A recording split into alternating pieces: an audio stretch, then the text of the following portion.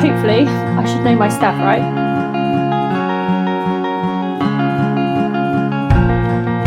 I'm sure we've all heard the rhetoric that ADHD is just naughty, but putting a label on it. And I'm currently doing a SEND and inclusive practice, SEND meaning special educational needs and disability, and I'm doing a degree in it. So hopefully I should know my stuff, right? And I recently did an essay on ADHD discrimination in behaviour policies, in classroom management, things like that. And so I wanted to share with you and debunk some of the myths around ADHD, and also give you some tools to help you if you are a parent having this battle with a school. And just so you guys know, in my description I'm going to link all the research that I studied so that you can read it yourselves.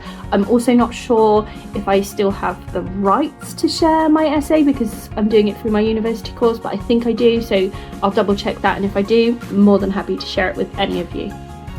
So first of all, I explored this idea that ADHD doesn't exist, or that it's caused by diet or trauma and things like that. You know, it's not actually a neurological difference. So research from 2018 shows that it's most likely it's a neurodivergent variation.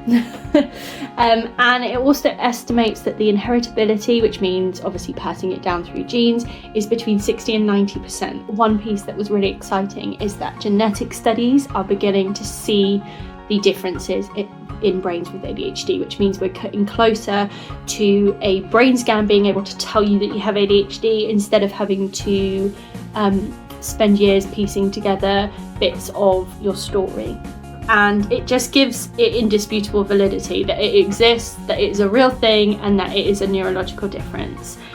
An interesting factor that I found while I was researching was that intersectionality plays a role in ADHD. Gender has a huge difference in how ADHD presents. Also, some of the research that I found showed that women with ADHD have a much higher possibility of sensory needs, which for me is very true. My sensory needs are extremely high, and I don't really see it being talked about as an ADHD trait. So when we consider ADHD, we also need to consider the individual, their culture background, their gender, and their race. You know, it all plays a role, and so we need to consider all of those factors while we're addressing ADHD needs. One probably quite controversial area that I explored during this assignment was the medicating of ADHD. Now, I am in no position to say whether it's a good thing or a bad thing. I think that we need to be mindful that it is a very lucrative industry, and obviously whilst it makes a lot of money for certain, businesses, we also have research that shows that there are some negative side effects to it. So whilst I would never say don't medicate, that is not my message here at all.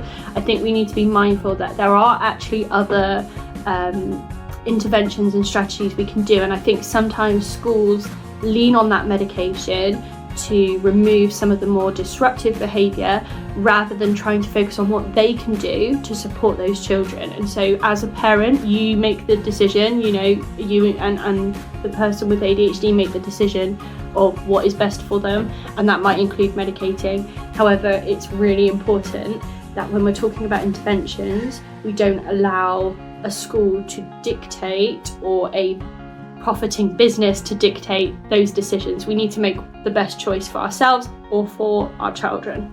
I found that there was research suggesting that behaviour interventions have lasting impacts, no to minimal side effects, and so they really should be something that we are proactively reaching for when we talk about how we deal with ADHD in the classroom. Those behaviour interventions, that support is massive for their adult life as well, not just as children.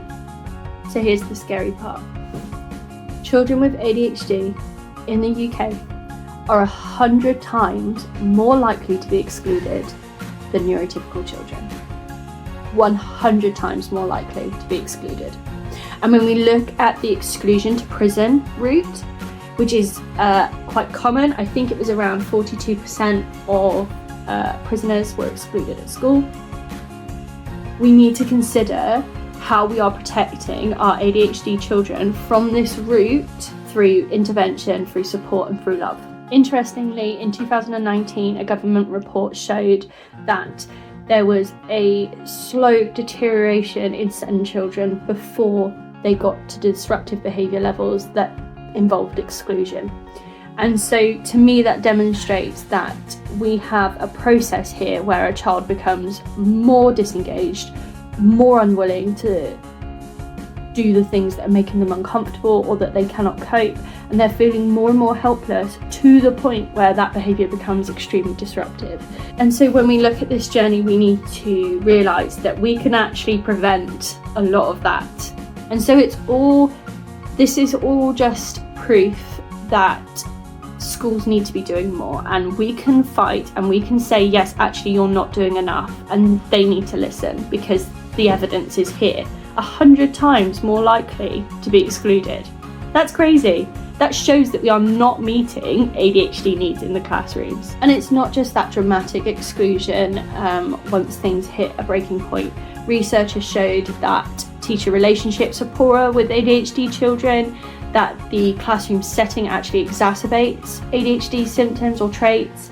And then if we look at the relationship between how we feel about our teachers and then also our mental health, our peer relationships, it all has an impact on everything. And so school becomes this really negative place for those with ADHD, and it all stems from not meeting those needs in the beginning. Unfortunately, it was very obvious to me that there is potential for discrimination towards ADHD students. I think probably if you are a parent of someone with ADHD or you went through the school system as someone with ADHD, you probably know this.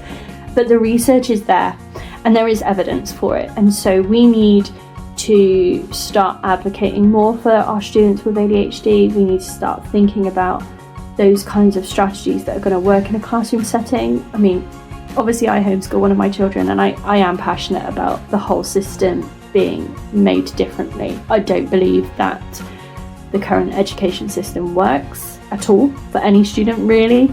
Even our high achievers, I think if we were to look at their mental health, if we were to look at their sacrifices, I don't think it's healthy for them. But ultimately, if we're going to work with this system, then ADHD needs to be represented far better. And the interventions that we have in place need to be suitable, and they need to work for our ADHD children before they get to this point of exclusion or being labelled as the naughty child. I think far too often we put responsibility on children instead of looking at what we could be doing differently.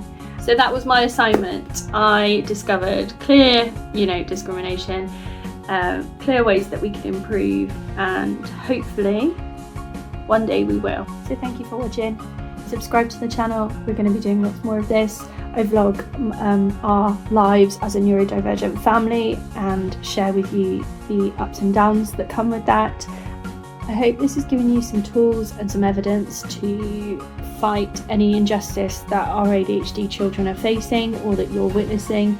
And I am always here as an ear in terms of what practical strategies you could implement, what could support your child's needs. I live for that stuff.